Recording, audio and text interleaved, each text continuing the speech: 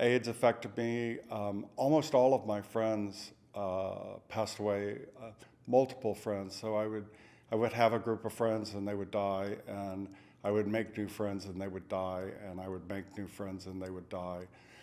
We had a leather club here called the Trusted Servants from about 89 to 94, I think is probably when it finally sort of dwindled down, and all of our members were dying just as fast as they could.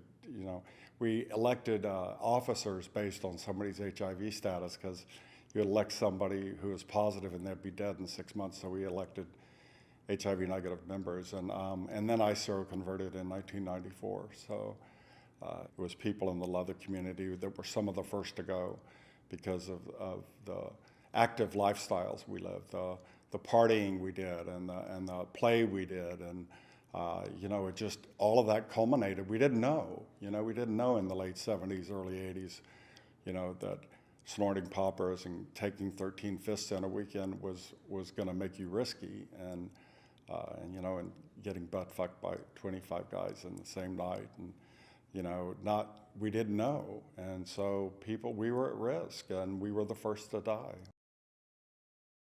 When I moved here in '89, it was funny because the leather community was the most visible community I saw responding.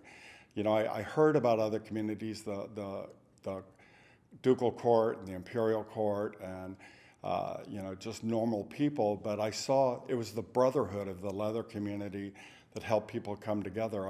I watched other groups of people, and they separated. When somebody died, they just sort of closed ranks and pretended like they weren't ever there. So the leather community, because of the brotherhood of it, was already there.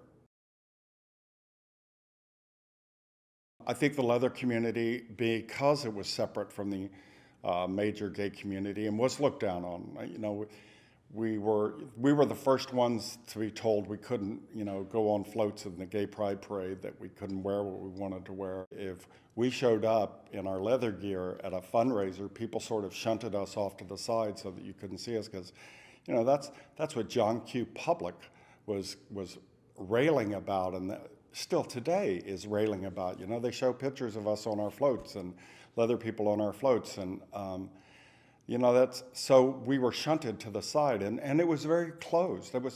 We weren't very public. People didn't know the work we were doing, didn't know the amount of money we were giving, and help we were providing, and wiping people's butts and feeding them through a spoon, and just everything that we did.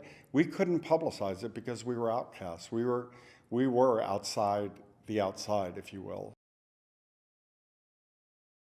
I think the leather women, straight and gay, probably were even more pronounced in that fight than anybody else.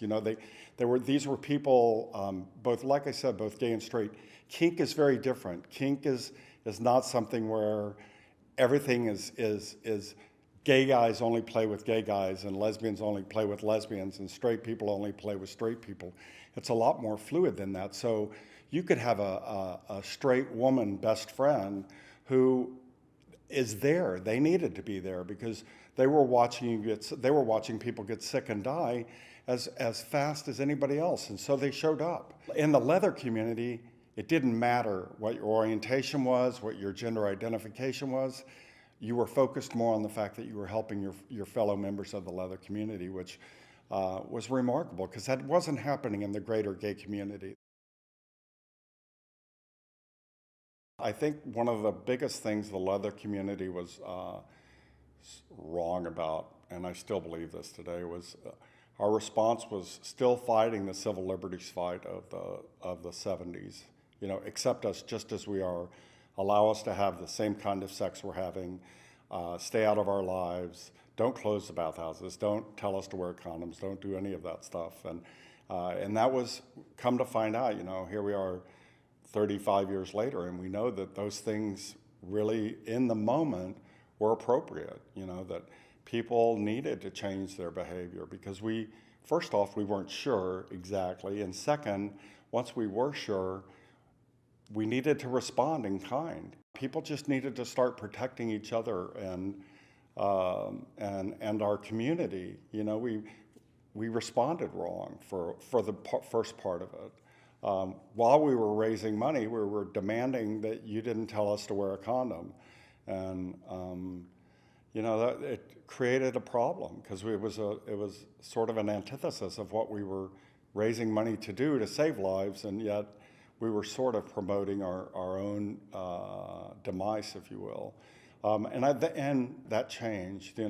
We started producing leather-focused prevention efforts and worked with things like the Sisters of Perpetual Indulgence to create their first Playfair pamphlet, which had little leather bunnies on it and all sorts of other things. So once we jumped on board, we were fully on board. There wasn't a question for us, but we were slow on the uptake to get that done. We were right on in understanding that it wasn't promoted. HIV/AIDS wasn't promoted by casual contact. That touching another person living with AIDS or living with HIV wasn't going to get you infected. That cleaning up after somebody, that laying in bed with them and holding them and feeding people with HIV wasn't going to get you infected. That the leather community is so tactile anyway. That is a lot for those of us in the fetish community and in the BDSM community. That's a lot of what we do. You see people with clothespins all over their bodies and needles poked through their skin and flogging taking to them. It's all very tactile, so to deny that, and step back and be one of the people that wouldn't even go into a hospital room was completely against who we were, and we were successful at that. We were the promoters of, you need to be there, you need to be right close to them, you need to hold them. If it means crawling into bed with them and being with them until they pass away, that's what you did. You didn't shy away from any of that. And it took the rest of the community, gay community and straight community, it took them a while to catch up to that. There were still, I would go to the hospital in Houston and in here, and you would see these twinks, if you will, sort of standing back, not going into the room. And even though the nurses were saying it's perfectly fine, you can't be infectious, they were the ones still wearing the masks. And we would go up to the San Francisco General Hospital on Sunday afternoons in our leathers, and go into one of our friends' hospital rooms. It was just the way it was for us. There was no separation for us. Our leather lifestyle, if you will, was absolutely part of our response to HIV and AIDS. I think some of the biggest ways that AIDS has shaped the leather community was it almost died. We were the hardest hit in the beginning of the AIDS epidemic, and our numbers dwindled to practically nothing.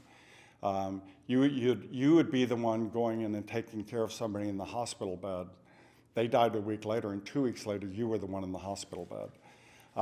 It took a while for the resurgence to happen. I was part of a leather club called Trusted Servants, and when everybody enough people died that we couldn't maintain the club, and it happened across the board. A bunch of the leather clubs closed, and a bunch of the motorcycle clubs closed, and the play spaces closed down. There were, I think probably before 1995, there were 10 or 15 play spaces all over the city, and by 2000, there maybe were 3. The legacy that I would love to leave kids coming up and is share our history, share the people we've lost. How many international Mr. Leathers died of AIDS? And how many of Mama's family died of AIDS, and how many in my own personal life died of AIDS. And like I said, it's not to horrify them, but to let them know our history and how strong it was, and what damage AIDS did to our community, and perhaps to encourage them to do whatever it takes not to let that happen again. A lot of people believe the next disease is just on the horizon, and so we can share with them how we took care of it, what our response was, how we gathered together and banded together as brothers and sisters to hold our community together in spite of horrible devastation.